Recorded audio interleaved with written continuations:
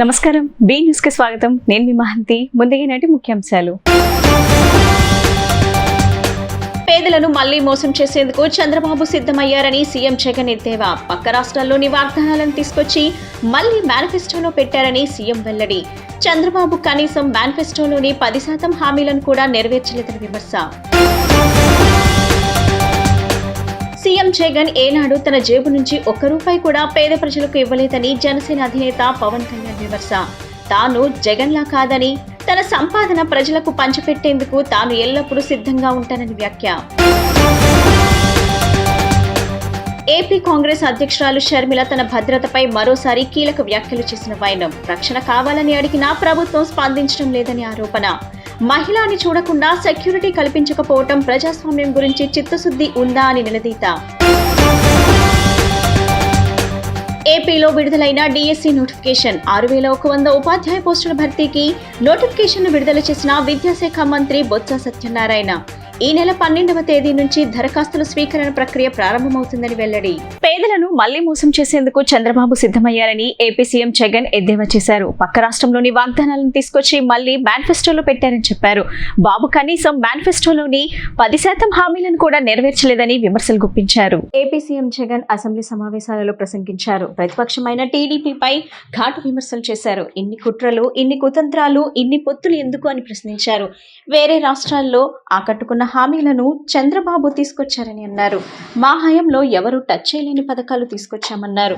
8 పథకాలకే 52,000 కోట్లు ఖర్చు చేస్తున్నామన్నారు. 650 వాగ్దానాలతో గత మేనిఫెస్టో రూపొందించిన చంద్రబాబు అందులో 10% మాత్రమే అమలు చేశారని, ప్రజలను మోసం చేసేందుకే చంద్రబాబు వాగ్దానాలు ఉంటాయన్నారు. చంద్రబాబు కొత్త వాగ్దానాలకు ఏడాదికి 73,000 కోట్లు అవుతుందన్నారు. ఇప్పటి వరకు ఇచ్చిన వాగ్దానాలకు 126,140 కోట్లు అవుతుందన్నారు. మనం ఏడాదికి 70,000 కోట్లు ఖర్చు చేస్తే శ్రీలంక అయిపోతుందని చంద్రబాబు ప్రచారం చేస్తున్నారని, మరి వాళ్ళు అమలు చేస్తే రాష్ట్రం ఏమవుతుందని నిలదీశారు. 52,700 కోట్లకు చంద్రబాబు నాయుడు గారు ఇప్పుడు చెప్పిన ఈ 6 హామీలు ఇవి కూడా యాడ్ చేస్తే, ఈ స్లైడ్ 14 చూపించాం, 14 ఈ 6 కూడా యాడ్ చేస్తే ఏమన్నాడు? మహాశక్తి అంట. 18 ఏళ్ళు నిండిన ప్రతి మహిళకు నెలకు 15,000 అంటే ఏడాదికి 18 ఏళ్ళు నిండిన ఎంతమంది ఉన్నారు అని అంటే మన ఓటర్స్ జాబితా చూస్తే తెలుస్తుంది అధ్యక్ష. మన ఓటర్ల లిస్టు చూస్తే ఎంతమంది మహిళలు ఉన్నారు, 18 ఏళ్ళు నిండిన వాళ్ళంతా మొత్తం ఓటర్స్ లిస్టులో ఉంది. వాటికి మనము 2,10 లక్షలు ఉంటే మనం వాటికి 2 కోట్లు చూపిస్తున్నాం, కొంచెం వాటికి తగ్గించినాం. అట్లా వేసుకున్నా కానీ 36,000 కోట్లు ఈ మహాశక్తికి. తల్లి తర్వాత ఈ తల్లికి వందనం, అది ఏంది? ఎంతమంది పిల్లలు ఉంటే అంతమందికి 15,000 అంట. ఏం నోటికి ఎంత వస్తే అంత చెప్పేసేయడమే, కాబట్టి ఏం పోయేదేముంది అని చెప్పి ఇచ్చేదే సచ్చేదే మన అనే లెవెల్లోకి మనుషులు చెప్పేయడం మొదలు పెడతా ఉన్నారు. తల్లికి వందనం అని చెప్పి ఎంతమంది పిల్లలు ఉంటే అంతమందికి. రాష్ట్రంలో 83 లక్షల మంది పిల్లలకు మనం మంచి జరిగిస్తూ 44 లక్షల మంది తల్లులకు మనం ఇస్తూ ఉంటే ఆయన 83 లక్షల మంది పిల్లలకు లెక్కేసుకొని దానికి 12,450 కోట్లు.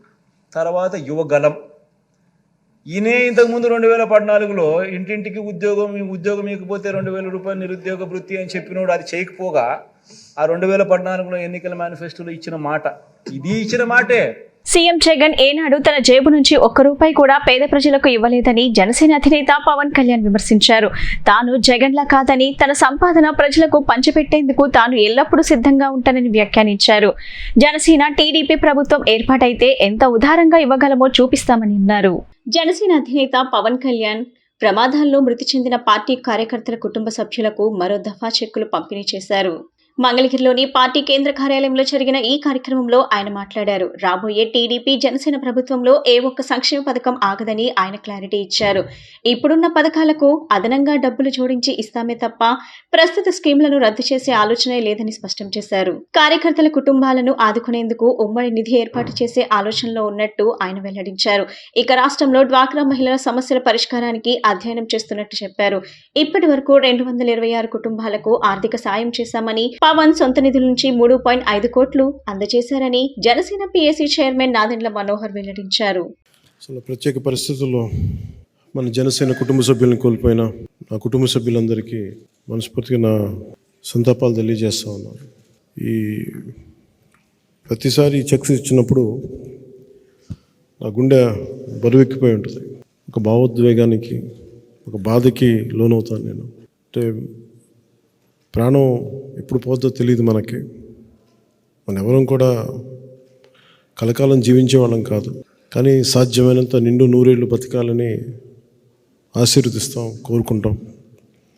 చాలామంది పిన్న వయసులోనే మన జన సైనికుల కుటుంబ సభ్యులు కానీ మన కోసం, పార్టీ కోసం సర్వస్వం వెచ్చించి ముందుకు తీసుకెళ్ళిన యువత, ఆడపడుచులు చాలామంది నలిగిపోయారు, ప్రాణాలు కోల్పోయారు, కొన్నిసార్లు గాయాలు గురవుతారు. గతంలో చాలాసార్లు వ్యక్తిగతంగా సహాయం చేసిన వాడిని. ఒక పర్యాయం ఇలా జరుగుతూ ముందుగా అసలు ఈ ఇన్సూరెన్స్ అనేది రావడానికి నా కళ్ళ ముందు చాలామంది పడిపోవడం చూశాను. వాళ్ళని చాలాసార్లు రక్షించి హాస్పిటల్ పంపించి డబ్బులు పే చేస్తున్నా కానీ నేను ప్రతిసారి అందరినీ ఆప్ చేయలేకపోతున్నాం. మన వాళ్ళందరికీ ఏం చేయాలంటే, మనోహర్ గారు ఈ ప్రత్యేకంగా ఇన్సూరెన్స్ పథకాన్ని తీసుకొద్దాం, కొంచెం అండగా ఉంటుంది.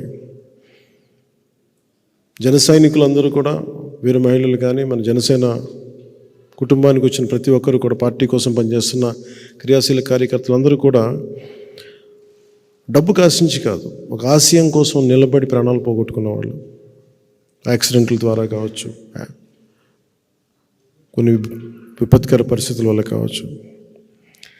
సో దాంట్లో భాగంగా ప్రతిసారి ఇచ్చే 5 లక్షలు కానీ, లేదంటే గాయపడితే ఇచ్చే 50,000 కానీ, ఇది బాధపడే ఆనందంతో ఇచ్చేదిగా చాలా బాధపడతా ఇచ్చేవి. ఈ 5 లక్షల రూపాయలతోటి పోయిన ప్రాణం తిరిగి రాదు, కానీ కష్టంలో ఉన్న కుటుంబానికి మేము ఉన్నామనే ఒక చిరు ప్రయత్నం ఇది. సో ఇలాంటి పరిస్థితుల్లో ప్రతిసారి నేను కూడా ఏం ఆలోచిస్తానంటే, ఈ సహాయం ఇక్కడితో ఆగకూడదు, వారి బిడ్డలకి ఇంకా చదువులు కానీ ఇంకా విధంగా ఏమి ఆలోచించాలి అనేది ప్రత్యేకంగా నా దృష్టిలో ఉంది.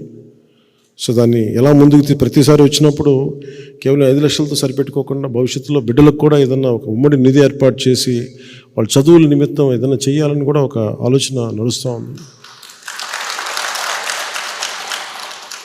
అలాగే గాయపడ్డ వాళ్ళకు కూడా ప్రత్యేకంగా ఇది 50,000 రూపాయలు క్లెయిమ్ చేసి ఇస్తూ ఉన్నాం. మిగతా ఎన్ని పార్టీస్ చేస్తాయో నాకు తెలియదు, కానీ మనోహర్ గారు చెప్పినట్టుగా భారతదేశంలో మనకు ఉన్నది ఒక ఎమ్మెల్యే సీట్ అయినా వైఎస్ జగన్ గారు మాట్లాడుతూ, జనసేన వస్తే, టీడీపీ ప్రభుత్వం వస్తే వాళ్ళు వెల్ఫేర్ స్కీమ్స్కి విరుద్ధం అని మాట్లాడుతూ ఉంటారు. నాయకులందరూ కూడా చెప్తాను, వ్యక్తిగతంగా ఇంత డబ్బులు ఇవ్వగలిగే వాళ్ళం, ప్రజలు పన్నులు కట్టి వచ్చిన డబ్బుని ఇంకెంత ఉదారంగా పంచగలమో తెలియచేయండి. మనకి జేబులోంచి రూపాయి తీయని వ్యక్తి జగన్మోహన్ రెడ్డి, మన జేబులోంచి కోట్ల రూపాయలు తీస్తాం, ఆ విషయం తెలియజేయండి. సో నేను తెలియజేసుకుంటుంది కూడా, ఏదైతే పథకాలు ఉన్నాయో ఆ పథకాలను కొనసాగింపే ఉంటుంది తప్ప వాటిని ఆపమని పదే ప్రతి ఒక్కరికి తెలియచేయండి. మన జనసేన తెలుగుదేశం ప్రభుత్వాన్ని స్థాపించి మనం ముందుకు తీసుకెళ్లిన రోజున ఏ ఒక్క పథకం కూడా ఆగకుండా 10 రూపాయలు అదనంగా ఇచ్చే పరిస్థితిలో ఉంటాం తప్ప తీసే పరిస్థితిలో ఉన్నాం. అలాగే ముఖ్యంగా డ్వాక్రా మహిళల రుణాలు నా దృష్టిలో ఉన్నాయి. తెలుగుదేశం పార్టీ నాయకులతో కూడా మాట్లాడి, వాళ్ళ అధినాయకత్వంతో మాట్లాడి, డ్వాక్రా మహిళల రుణాలు కూడా ఎలా దాన్ని మాఫీ చేయగలగాలి. పెద్ద మోసం చేసే కంపెనీలకే బ్యాంకులు ఉదారంగా వదిలేస్తుంటే అలాంటి డ్వాక్రా మహిళల పరిస్థితిని కూడా ఎలా ఆలోచించాలి దాని మీద అధ్యయనం చేస్తూ, డ్వాక్రా మహిళలకు కూడా వారికి మీకు మనస్ఫూర్తిగా అండగా ఉంటామని తెలియజేసుకుంటున్నాం. జై హింద్. ఏపీ కాంగ్రెస్ అధ్యక్షురాలు షర్మిల తన భద్రతపై మరోసారి కీలక వ్యాఖ్యలు చేశారు. ఏపీ పిసిసి అధ్యక్షురాలిగా తాను విస్తృతంగా పర్యటించాల్సి ఉన్నా రక్షణ కావాలని అడిగినా ప్రభుత్వం స్పందించడం లేదని ఆరోపించారు. మహిళని చూడకుండా కనీసం మేము అడిగినా కూడా మాకు సెక్యూరిటీ కల్పించడం లేదు అంటే మీకు ప్రజాస్వామ్యం గురించి చిత్తశుద్ధి ఉందా అని ప్రశ్నించారు. బాపట్లో జరగనున్న రచ్చబండ కార్యక్రమంలో పాల్గొనేందుకు వచ్చిన షర్మిల విజయవాడ ఎయిర్పోర్ట్ వద్ద మీడియాతో మాట్లాడారు. మీకు సెక్యూరిటీ ఉంటే సరిపోతుందా? మిగతా వారికి, మిగతా నాయకులకు, ప్రజలకు భరోసా కల్పించవలసిన పరిస్థితి, ప్రతిపక్షాలకు రక్షణ కల్పించవలసిన పరిస్థితి లేదా అని ప్రభుత్వాన్ని ప్రశ్నించారు. అంటే మా చెడు కోరుకుంటున్నారనే కదా అర్థం? ఇదెక్కడి ప్రజాస్వామ్యం అని మండిపడ్డారు. అసెంబ్లీ సమావేశంలో ఈసారైనా ప్రతిపక్షమైన, పాలకపక్షమైన ఆంధ్ర రాష్ట్రానికి జరుగుతున్న అన్యాయం గురించి ఆలోచించవలసిన పరిస్థితి ఉందన్నారు. ప్రతిపక్ష నాయకుడు చంద్రబాబుకు ముఖ్యమంత్రి జగన్ కి లేఖల రూపంలో ఆంధ్ర రాష్ట్రంలో ప్రజల యొక్క హక్కులు తీర్మానం చేయాలని సూచించడం జరిగిందన్నారు. ప్రత్యేక హోదా ఆంధ్ర రాష్ట్ర ప్రజల హక్కు, పోలవరం ప్రాజెక్ట్ ఆంధ్ర రాష్ట్ర ప్రజల హక్కు, రాజధాని కలను సాకారం చేసుకోవడానికి ఆంధ్ర రాష్ట్ర ప్రజలకు హక్కు ఉందన్నారు. అయితే గత 10 ఏళ్లుగా కేంద్ర ప్రభుత్వంలో ఉన్నది బీజేపీ అయినా సరే ఒక్క సంవత్సరం కూడా ఆంధ్ర గురించి ఆలోచించలేదని ఆరోపించారు. రాష్ట్రం విడిపోయిన తరువాత 5 సంవత్సరాలు చంద్రబాబు నాయుడు, 5 సంవత్సరాలు జగన్ ముఖ్యమంత్రిగా ఉన్న ఏ ఒక్కరూ రాష్ట్రం గురించి ఆలోచించలేదన్నారు. వాళ్ళ స్వలాభం కోసం ప్రజలు ప్రయోజనాలు తాకట్టు పెట్టారని విమర్శించారు. ఈసారైనా సరే అసెంబ్లీ సమావేశంలో ఆంధ్ర రాష్ట్ర హక్కుల తీర్మానాన్ని ప్రజల కోసం పాస్ చేయాలని డిమాండ్ చేశారు. ఆంధ్రాకి ప్రత్యేక హోదా బీజేపీ పార్టీ ఎందుకు ద్రోహం చేసిందో, పోలవరం ఎందుకు ద్రోహం చేసిందో వీటన్నిటి గురించి అసెంబ్లీలో చర్చలు జరిగి తీర్మానాన్ని ప్రెసిడెంట్ కి కేంద్ర ప్రభుత్వానికి పంపాలని డిమాండ్ చేస్తున్నామన్నారు. కనీసం ఈసారైనా అటు పాలకపక్షమైన ప్రతిపక్షమైన ఆంధ్ర రాష్ట్రానికి జరుగుతున్న అన్యాయం గురించి ఆలోచన చేయాల్సిన అవసరం ఉంది. ప్రతిపక్ష నాయకుడికైతేనేమి, పాలకపక్ష ముఖ్యమంత్రి గారి జగనన్న గారికైతేనేమి లేఖలు రాయడం జరిగింది. ఆంధ్ర రాష్ట్ర ప్రజల హక్కుల తీర్మానం అని, ఆంధ్ర రాష్ట్ర ప్రజల హక్కుల కోసం ఒక తీర్మానం చేయాలని సూచించడం జరిగింది. మేము ఎందుకు డిమాండ్ చేశామంటే, ప్రత్యేక హోదా ఆంధ్ర రాష్ట్ర ప్రజల హక్కు కాబట్టి, పోలవరం ప్రాజెక్టు ఆంధ్ర రాష్ట్ర ప్రజల హక్కు కాబట్టి, మనకు రాజధాని సాకారం చేసుకోవడము ఆంధ్ర రాష్ట్ర ప్రజల హక్కు కాబట్టి, గత 10 ఏళ్లుగా కేంద్ర ప్రభుత్వంలో ఉన్నది బీజేపీ పార్టీ, ఒకటే ప్రభుత్వమే ఉంది. అయినా కూడా ఒక్క సంవత్సరం కూడా మన గురించి ఆలోచన చేసింది లేదు. ఇంతకుముందు 5 సంవత్సరాలు చంద్రబాబు గారు ముఖ్యమంత్రిగా ఉన్నారు, ఆ తర్వాత ఇప్పుడు 5 సంవత్సరాలు జగనన్న గారు ముఖ్యమంత్రిగా ఉన్నారు. కానీ ఇప్పటి వరకు కూడా ఆంధ్ర రాష్ట్ర ప్రజల హక్కుల గురించి ఎవరు ఆలోచన చేసింది లేదు. స్వలాభం కోసం ప్రజల ప్రయోజనాలను తాకట్టు పెట్టింది చాలు. కనీసం ఈసారైనా ఆంధ్ర రాష్ట్ర ప్రజల హక్కుల తీర్మానం అని ఒకటి అసెంబ్లీలో పాస్ చేయాలి. మనకు ఎందుకు ప్రత్యేక హోదా బీజేపీ ద్రోహం చేసిందో, మనకు పోలవరం ఎందుకు ద్రోహం చేసిందో, మనకు రాజధాని ఎందుకు ద్రోహం చేసిందో వీరన్నిటి మీద అసెంబ్లీలో చర్చ జరగాలి. ఈ తీర్మానాన్ని ప్రెసిడెంట్ కు కేంద్ర ప్రభుత్వానికి కూడా పంపాలి అని డిమాండ్ చేశాము. దయచేసి ఈసారైనా పాలకపక్షము అటు ప్రతిపక్షము ప్రజల సమస్యల గురించి ఆలోచన చేయాలని డిమాండ్ చేస్తుంది కాంగ్రెస్ పార్టీ. 6100 ఉపాధ్యాయ పోస్టుల భర్తీకి నోటిఫికేషన్ విడుదల చేసినట్లు విద్యాశాఖ మంత్రి బొత్స సత్యనారాయణ తెలిపారు. ఈ నెల 12వ తేదీ నుంచి దరఖాస్తుల స్వీకరణ ప్రక్రియ ప్రారంభమవుతుందని చెప్పారు. ఏప్రిల్ 7వ తేదీన ఫలితాలను ప్రకటిస్తామని, మార్చి 15 నుంచి 30 వరకు పరీక్షలు జరుగుతాయని వెల్లడించారు. ఏపీలో డిఎస్సి నోటిఫికేషన్ విడుదలైంది. ఈ నేపథ్యంలో మంత్రి బొత్స సత్యనారాయణ మీడియాతో మాట్లాడారు. మొత్తం 6100 ఉపాధ్యాయ పోస్టుల భర్తీకి నోటిఫికేషన్ ను విద్యాశాఖ మంత్రి బొత్స సత్యనారాయణ కాసేపటి క్రితం విడుదల చేశారు. ఈ నెల 12వ తేదీ నుంచి దరఖాస్తుల స్వీకరణ ప్రక్రియ ప్రారంభమవుతుందని ఈ సందర్భంగా బొత్స తెలిపారు. ఏప్రిల్ 7వ తేదీన ఫలితాలను ప్రకటిస్తామని చెప్పారు. మార్చి 15 నుంచి 30 వరకు పరీక్షలు జరుగుతాయని వెల్లడించారు. ఈ డిఎస్సి పోస్టుల్లో 2299 స్కూల్ అసిస్టెంట్ పోస్టులు, 2280 ఎస్జిటి పోస్టులు, 1264 టీజీటీ పోస్టులు, 215 పీసీటీ పోస్టులు ఉన్నాయని బొత్స తెలిపారు. 42 ప్రిన్సిపల్ పోస్టుల భర్తీకి కూడా నిర్ణయించామని చెప్పారు. రేపటి నుంచి టెట్ పరీక్షల షెడ్యూల్ ప్రారంభమవుతుందని తెలిపారు. 7 రకాల మేనేజ్మెంట్ పాఠశాల పరిధిలో మొత్తం 6100 ఉపాధ్యాయ పోస్టులను భర్తీ చేస్తున్నామని తెలిపారు. 6100 పోస్టులను వచ్చి వీటిని రేపు రిక్రూట్ చేయబోతున్నాము. 24 డిఎస్సి 24 చేయబోతున్నాము. అది 12వ తారీఖు నుంచి ఈ ప్రాసెస్ వచ్చి స్టార్ట్ అవుతుంది. నెల 12వ తారీఖు ప్రాసెస్ స్టార్ట్ అయ్యి మార్చి 4 మార్చి 7 ఏప్రిల్ 7 స్టార్ట్ అయ్యి ఏప్రిల్ 7వ తారీఖు వచ్చి పూర్తిగా దీని మీద రిజల్ట్స్ నుంచి మీకు ఇవ్వడం జరుగుతుంది. ఈ విషయాలన్నీ కూడా వాళ్ళు చెప్తారు ఇవన్నిటి కూడా. ఇందులో ఏ జిల్లాకి ఎన్ని అనేవి కూడా మీకు అందరూ లిస్ట్ మీకు పంపిస్తాను. ఎక్కడెక్కడ ఏ జిల్లాలో ఎస్జిటి పోస్ట్ లిస్ట్ చేస్తున్నాము, ఎన్ని చేస్తున్నాము, ఏ జిల్లాలో స్కూల్ అసిస్టెంట్ చేస్తున్నాము, ఏ జిల్లాలో అలాగే డీజీటీలు చేస్తున్నాము, ఏ జిల్లాలో నుంచి పీజీటీ చేస్తున్నాము, అన్నింటినీ కూడా ప్రిన్సిపల్స్ని ఎక్కడెక్కడ చేస్తున్నాము అన్ని డీటెయిల్స్ కూడా మీకు అన్నీ కూడా ఇవ్వడం జరుగుతుంది. ఈ 6000 పోస్టులు ఏవైతే చెప్పానో అందులో 2280 ఇది ఇస్తాను మీకు, మళ్ళీ ఇస్తాను మీకు 80 పోస్ట్ వచ్చి ఎస్జిటి, ఎస్ఏ స్కూల్ అసిస్టెంట్ వచ్చి 2299, టీజీటీ వచ్చి 1264, పీజీటీ వచ్చి 215, ప్రిన్సిపల్ పోస్ట్ వచ్చి 42. మొత్తం కలిసి అన్ని కలిపి 6100 ఇవన్నీ కలిపి టీజీటీ 1264, పీజీటీ 215, ప్రిన్సిపల్స్ 42, 42 ఇవన్నీ. వీటన్నిటికీ స్కూల్ అసిస్టెంట్స్ 2299, 2299. మళ్ళీ సర్క్యులేట్ చేస్తాం. SGT 2280, 2280. SA school assistants 2299, 2299. TGT 1264, 1264. PGT 215, 215. Principals 42, 42 కలిపి టోటల్ 6100. రానున్న సార్వత్రిక ఎన్నికల్లో తెదేపా ఘన విజయం తథ్యమని, కొందరు నాయకులు వెళ్లిపోయిన తర్వాత నియోజకవర్గం పచ్చగా కలకల్లాడుతుందని ఆ పార్టీ సీనియర్ నేత కేశినేని శివనాథ్ చిన్ని తెలిపారు. పార్టీని వీడిన నాయకుల వల్లే నియోజకవర్గం ఇప్పటి వరకు వెనుకబడి ఉందని చెప్పారు. గ్రామాల్లో తమపై ప్రజలు చూపుతున్న ఆదరణ చూస్తే నియోజకవర్గంలో తెదేపా పాగా వేయటం ఖాయమని ధీమా వ్యక్తం చేశారు.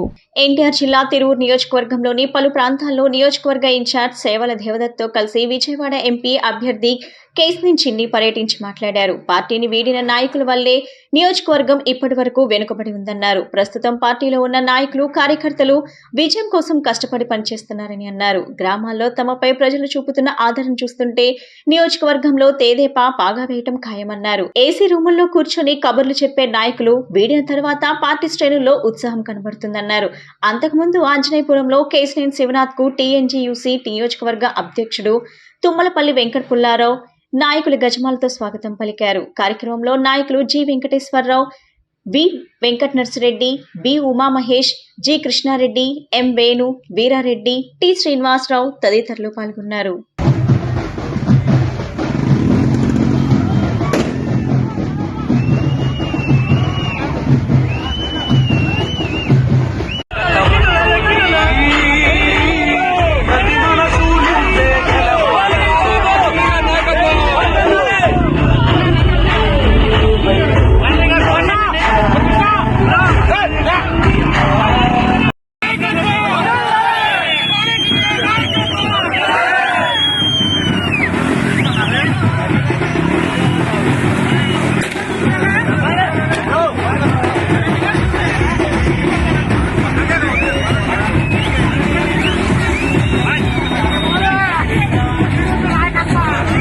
సంక్షేమ పథకాలు మరిన్ని తీసుకురావాలన్నా, పథకాలు అమలు కొనసాగాలన్నా వైఎస్ జగన్మోహన్ రెడ్డి మరోమారు సీఎం కావాలని పశ్చిమ నియోజకవర్గం వైసీపీ సమన్వయకర్త షేక్ ఆసిఫ్ కోరారు. వైఎస్ఆర్సీపీ ప్రభుత్వం పేద, మధ్యతరగతి ప్రజల సంక్షేమం కోసమే నిరంతరం పనిచేస్తుందని పేర్కొన్నారు.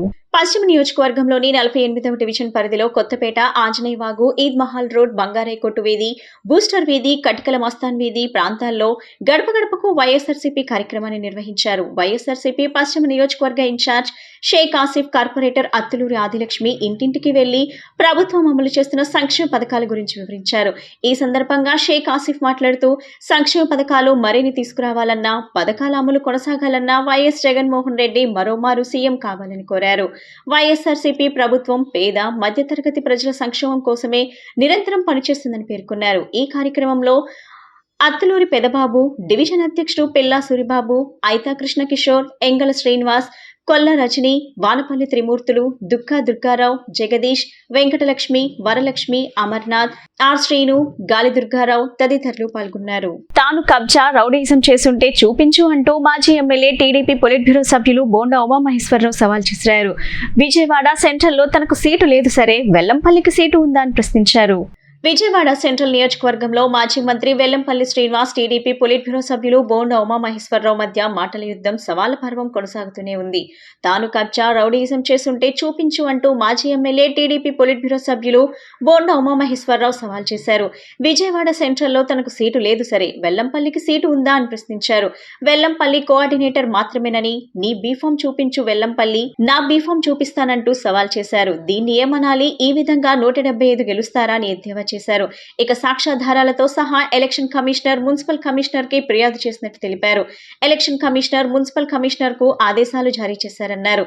ఒక దొంగని సెంట్రల్ లో పెట్టారు. పశ్చిమ చెత్తను సెంట్రల్ లో ముద్ర వేసి వదిలేశారని ఫైర్ అయ్యారు. సెంట్రల్ నియోజకవర్గంలో నిరంతర అధికార దుర్వినియోగం, అట్లాగే చట్టాలు ఉల్లంఘన వైసీపీ అభ్యర్థి అయిన వెల్లంపల్లి శ్రీనివాసు నిరంతరం చేస్తా ఉన్నాడు. దానికి మరి కలెక్టర్ గాని, సెంట్రల్ కాన్స్టిట్యున్సీ ఆర్ఓ అయినటువంటి మున్సిపల్ కమిషనర్ గాని, లేదంటే రెచ్చగొట్టే వ్యాఖ్యలు ఏదైతే చేస్తా ఉన్నాడో, తాట తీస్తా, సూర్యుని చూపిస్తా, లేదంటే లేపేస్తా అని ఏదైతే వెల్లంపల్లి వ్యాఖ్యం చేస్తున్నాడో దాని మీద పోలీసులు కూడా స్పందించట్లేదు. దీని మీదే నిన్న ఎలక్షన్ కమిషనర్ గారి దృష్టికి తీసుకెళ్లాం. మొత్తం అతను మాట్లాడినటువంటి మాటలు, గత 15 రోజుల నుంచి అతను చేపడుతున్నటువంటి కార్యక్రమాలు, ఏదైతే గతంలో స్టేట్ ఎలక్షన్ కమిషనర్ గారు అయిన మీనా గారు ఒక స్పష్టమైనటువంటి సర్క్యులర్ ఇచ్చారు. మొత్తం స్టేట్ వైడ్ గవర్నమెంట్ శాలరీస్ తీసుకుంటున్నటువంటి కానీ, పెయిడ్ వర్కర్స్ కానీ, వాలంటీర్స్ కానీ ఎటువంటి రాజకీయ ప్రచారంలో పాల్గొనకూడదు. నాకు సీట్ లేదు, అతనికి ఇస్తారా? తెలుగుదేశం పార్టీలో ఎవరికి ఇస్తారు?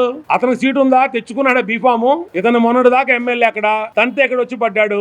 ఇతనికే ఇక్కడ ఇంకా ఇన్ఛార్జ్ గా కోఆర్డినేటర్ గా పెట్టారు. ఇంకా ఇతనికి బీఫామ్ ఇవ్వలా. బీఫామ్ ఇచ్చాడా? పొని చూపించమనండి. మీకు రేపు ఇక్కడ తంతే మళ్ళీ ఎక్కడ పడతాడో తెలియదు. ఏ చెత్త ఫ్యాక్టరీలో పడతాడో, చెత్త బుట్లో పడతాడా, లేదా సింగనగర్ లో ఉంది చెత్త ప్లాంట్, దాంట్లో పడతాడో కూడా తెలియదు. ఇంకా 60 రోజులు టైం ఉంది, ఇంకా 45 రోజులు ఉంది బీఫామ్ ఇవ్వడానికి. కాబట్టి మా పార్టీలో ధైర్యంగా చెప్తున్నాం, మేము ఉన్నాం అని. నీ పార్టీలో నీకు చెప్పుకునే సత్తా ఉందా? నీకు టికెట్ ఉందా? తీసుకొచ్చి చూపించు. ఎక్కడి బీఫామ్ ఇచ్చాడు నీకు జగన్మోహన్ రెడ్డి? ఎక్కడిచ్చాడు? కాబట్టి పనికి మాటలు, సొల్లు మాటలు చెప్పొద్దనే ఇందాడు కూడా చెప్పా, మళ్ళీ చెప్తా ఉన్నా, ఎతో పలుకుతా ఉన్నా. నీ బీఫామ్ పట్టుకు చూపించు, నాకు కూడా నా బీఫామ్ కూడా చూపిస్తా, ఏ ఇబ్బంది లేదు. విజయవాడ నగరంలో బహుజనుల దళితుల సంక్షేమం కోసం కృషి చేస్తున్న ఓమి రమాశంకర్రావు సెంట్రల్ నియోజకవర్గం అభ్యర్థిగా ప్రకటిస్తున్నామని బహుజన సమాజ్ పార్టీ రాష్ట్ర కార్యదర్శి కె ప్రభుదాస్ అన్నారు. దుర్గాపురం డీమార్ట్ పక్క వీధిలో సెంట్రల్ నియోజకవర్గ కార్యాలయాన్ని ప్రారంభించిన అనంతరం ప్రభుదాస్ రాష్ట్ర అధ్యక్షులు బి పరంజ్యోతి, రాష్ట్ర నాయకులు రామకృష్ణ ప్రసంగించారు. జిల్లా అధ్యక్షులు గంగవరపు దేవ, ఉపాధ్యక్షులు Samuel Kumar, central zone coordinators B Pushparaj, D Jaganmohan రావులు, ఇతర నేతలు పాల్గొన్నారు. విజయవాడ సెంట్రల్ నియోజకవర్గానికి సంబంధించినటువంటి బహుజన్ సమాజ్ పార్టీ ఎన్నికల కార్యాలయాన్ని ఈరోజు ఓపెన్ చేస్తూ ఉన్నాము. బహుజన్ సమాజ్ పార్టీ విజయవాడ సెంట్రల్ నియోజకవర్గానికి ఇన్ఛార్జిగా రాష్ట్ర కమిటీ ద్వారా నియమితులైనటువంటి ఓమి రమాశంకర్ గారిని ఈ నియోజకవర్గానికి ఇన్ఛార్జిగాను, అలాగనే రాబోయే ఎన్నికల్లో ఈ సెంట్రల్ నియోజకవర్గానికి బహుజన్ సమాజ్ పార్టీకి ప్రాతినిధ్యం వహించేటువంటి అభ్యర్థిగా కూడా ఈరోజు రాష్ట్ర కమిటీ ప్రతిపాదిస్తున్నది. అలాగనే విజయవాడ సిటీలో బహుజన కులాల ప్రాధాన్యత ఎక్కువ, అంటే బీసీ, ఎస్సీ, ఎస్టీ, మైనార్టీలు అయినటువంటి బహుజన కులాలు, వర్గాలు ఏవైతే ఉన్నాయో అత్యధిక ఓట్లు కలిగినటువంటి నియోజకవర్గం ఇది. కాబట్టి ఈ నియోజకవర్గం నుంచి ప్రాతినిధ్యం వహించేటువంటి బహుజన్ సమాజ్ పార్టీ అభ్యర్థి మాత్రమే ఈ నియోజకవర్గంలో ఉన్నటువంటి బహుజన కులాలకు సంబంధించినటువంటి సమస్యలు పరిష్కరించగలుగుతాడు. నాకు ఈ అవకాశం ఇచ్చిన శ్రీ డి పరంజ్యోతి గారికి ధన్యవాదాలు తెలియజేసుకుంటున్నాను. నా ఆశయాలు అండ్ బీఎస్పీ పార్టీ ఆశయాలు ఒకే విధంగా ఉండడంతో నేను ఈ పార్టీ వైపు మొగ్గు చూపడం జరిగింది. అంబేద్కర్ కాలం నుంచి బహుజన కులాల యొక్క పరిస్థితి దీనంగానే ఉంది ఇప్పటి వరకు కూడా. అందులో మార్పు రావాలి. సారన్నట్టు ఆ 2 కులాల ప్రాతినిధ్యం పోవాలి, బహుజన కులాలు ముందుకు రావాలి. సో యువత దీనికి చాలా కృషి చేయాల్సి ఉంటుంది. సో మనము ఎక్కువ సంఖ్యలో ఉన్నాం, బహుజనులం అనే మనం ఎక్కువ సంఖ్యలో ఉన్నాం రాష్ట్రం మొత్తం మీద, దేశం మొత్తం మీద. కానీ మనం ఇంకా అధస్థపాతాలకి ఇంకా మనం వెళ్ళిపోతున్నాం. యువత అందరూ ఆలోచించాలి. సెంట్రల్ నియోజకవర్గంలో ఉన్న యువత అండ్ మన రాష్ట్రంలో ఉన్న యువత అందరూ కూడా బీఎస్పీ పార్టీని గెలిపించి బహుజన కులాల గెలుపుకు అందరూ తోడ్పడాలని కోరుకుంటున్నాను.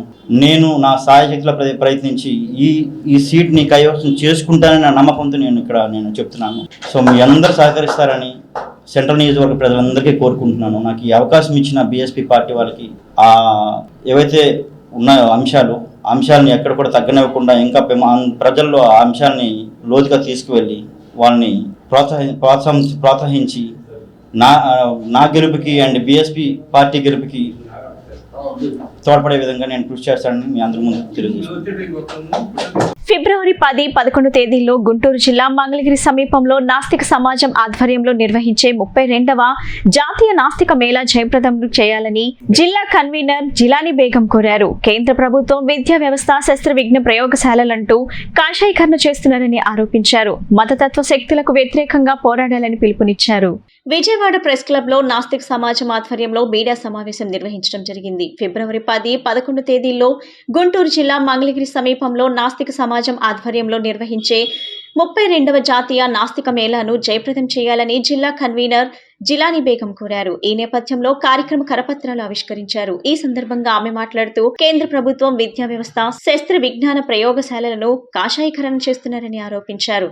మతతత్వ శక్తులకు వ్యతిరేకంగా పోరాడాలని పిలుపునిచ్చారు. ప్రజా సంస్కృతిలో భాగంగా నాస్తిక మేళా నిర్వహిస్తున్నట్లు తెలిపారు. ఈ సమావేశంలో విరసం అధ్యక్షుడు అరసవిల్లి కృష్ణ, పి శేషయ్య, కె కోటేశ్వరరావు, సహదేవుడు, స్టాలిన్, కోయ వెంకటేశ్వర్లు, వెంకట్రావు, ప్రసాద్ తదితరులు పాల్గొన్నారు. నాస్తిక సమాజం అనేది నిడమరు దగ్గర 2 రాష్ట్రాలకు కలిపి ఏర్పాటు చేయడం జరిగింది. ఈ దేశంలో కానీ ప్రపంచంలో కానీ మూఢనమ్మకాలకు వ్యతిరేకంగా శాస్త్రీయ దృక్పథాన్ని ప్రజల మధ్యన తీసుకురావాలనే ఉద్దేశంతో మనం ఏర్పాటు చేయడం జరిగింది. దీనికి కార్యకర్త, దీన్ని పునాదిగా రామకృష్ణ గారు సాంస్కృతిక లెక్చరర్గా పనిచేస్తూ ప్రత్యామ్నాయ సంస్కృతి కోసం నిడమరు దగ్గర చార్వాక ఆశ్రయాన్ని ఏర్పాటు చేయడం జరిగింది. చార్వాక మాస్టర్ గారు వారు పూర్వం నుంచి లోకాయతలు, చార్వాకులు ప్రజల కోసం ఏ విధంగా అయితే ఆస్తికవాదుల మీద పోరాటం చేశారో, ప్రజల మన్ననల కోసం ఎలా అయితే జీవించారో అదే విధానంతో రామకృష్ణ గారు చార్వాక ఆశ్రమం 70లో స్థాపించడం జరిగింది. ఆనాటి నుంచి ఈనాటి వరకు కూడా 2 రాష్ట్రాలందు అనేకమైన కార్యక్రమాలు జరుగుతూ ఉన్నాయి. ఇప్పుడు నాస్తిక మేళా అనేది ఒక ఉత్సవంగా తీసుకోవడం జరిగింది. 32వ నాస్తిక మేళా ఈ సంవత్సరం ఫిబ్రవరి 10, 11 అనగా 2వ శనివారం, ఆదివారం నిర్వహించడం జరుగుతుంది. దీనికి రాష్ట్రం నుంచే కాక దేశంలో నలుమూల నుంచి కూడా అనేకమైన వారిని ఆహ్వానించడం జరిగింది. 2024 ఎన్నికల్లో ముఖ్యమంత్రి జగన్ కు అండగా బహుజనులంతా ఉంటారని బహుజన పరిరక్షణ సమితి సభ్యులు స్పష్టం చేశారు. అణగారిన వర్గాల కోసం సీఎం జగన్ ఎంతో పాటుపడుతున్నారని, అందుకే ఆయన వెంట తాము నడుస్తున్నామన్నారు. విజయవాడ ప్రెస్ క్లబ్ లో నిర్వహించిన విలేకరుల సమావేశంలో మాట్లాడిన నేతలు, రాజకీయ పార్టీలు ఉద్యమాలు చేసే మాలాంటి వారికి చట్టసభల్లో అవకాశం కల్పించాలని విజ్ఞప్తి చేశారు. ఈ సమాజంలో ఉద్యమాలే శరణ్యం. ఉద్యమాలతోనే మన ఏర్పాటు వాదాలన్నీ కూడా తమిళనాడు నుంచి 56లో పొట్టి శ్రీరాములు గారు మరణం తర్వాత కర్నూలుకి రాజధానిగా మారి గుంటూరులో హైకోర్టు పెట్టడం, ఆ నేపథ్యంలో జయాంధ్ర స్టేషను, తెలంగాణలో రజాకార్ మూమెంటు, అక్కడ ఉన్నటువంటి వాళ్ళందరినీ తరిమేసి తర్వాత జరిగినటువంటి ఉద్యమం మొత్తం కూడా క్లబ్ చేసి గుంటూరు నుంచి అక్రమంగా తరలించి హైదరాబాద్లో పెడితే, తెలంగాణ వాదులు అక్కడ ఉద్యమాన్ని ఏర్పాటువాదంతో ఉద్యమం తీసుకొస్తే అన్ని ప్రభుత్వాలు తలవొక్కి మనకి కట్టుబట్టలతో మొండి తలకాయ లేనటువంటి, రాజధాని లేనటువంటి ఆంధ్రప్రదేశ్గా విడగొట్టి మనలందరినీ కూడా తరిమి కొట్టినటువంటి విధానం మనందరూ కూడా తెలుసు. ఆ నేపథ్యంలో 10 సంవత్సరాలు మనకి హైదరాబాద్లో రాజధాని ఉన్నప్పటికి కూడా కనీసం మన గురించి పట్టించుకోకుండా, 10 ఏళ్ళు కూడా మనం టైం తీసుకోకుండా అక్కడ ఓటుకు నోటు కేసులో దొరికిపోయినటువంటి చంద్రబాబు నాయుడు, కేసీఆర్, మోడీ గారి ఒప్పందం మేరకు హైదరాబాద్లో ఉండటానికి లేదని చెప్పి వడంబడిక చేసుకొని పారిపోయి వచ్చి ఈ రోజున అమరావతి అనేటువంటి భ్రమరావతిని పెట్టి ప్రజల్ని మభ్యపెడుతూ 5 లక్షల కోట్లతో నేను అభివృద్ధి చేస్తానంటే, ఇక్కడ డబ్బు లేనటువంటి పరిస్థితుల్లో మరి చెంబుడు నీళ్లు చారిని మట్టి తెచ్చినటువంటి మోడీ గారు 5 పైసలు అమరావతికి ఇవ్వకుండా మభ్యపెట్టి 5 సంవత్సరాలు యాగి చేస్తే, మేము ఈ బహుజనులకి ఏదైనా చేయాలా అంబేద్కర్ వాదంతో అని జగన్మోహన్ రెడ్డి గారు ఒక అడుగు ముందుకేసి నేను 3 రాజధానులు వికేంద్రీకరణ చేస్తాను, ఇటువంటి ఏర్పాటు వాదం ఈ రాష్ట్రంలో రాకూడదు, 3 ప్రాంతాల్లో 3 ప్రాంతాలకు సమానంగా ఉండాలని ఒక వర్గానికి వ్యతిరేకం కాకుండా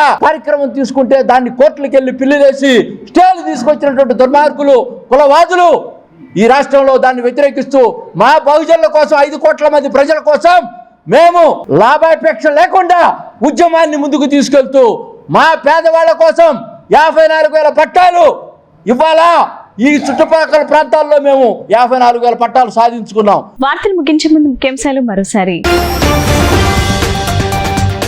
పేదలను మళ్లీ మోసం చేసేందుకు చంద్రబాబు సిద్ధమయ్యారని సీఎం జగన్ ఎద్దేవా. పక్క రాష్ట్రాల్లోని వాగ్దానాలను తీసుకొచ్చి మళ్లీ మేనిఫెస్టోలో పెట్టారని సీఎం వెల్లడి. చంద్రబాబు కనీసం మేనిఫెస్టోలోని 10% హామీలను కూడా నెరవేర్చలేదని విమర్శ. సీఎం జగన్ ఏనాడు తన జేబు నుంచి ₹1 కూడా పేద ప్రజలకు ఇవ్వలేదని జనసేన అధినేత పవన్ కళ్యాణ్ విమర్శ. తాను జగన్లా కాదని, తన సంపాదన ప్రజలకు పంచిపెట్టేందుకు తాను ఎల్లప్పుడూ సిద్ధంగా ఉంటానని వ్యాఖ్య.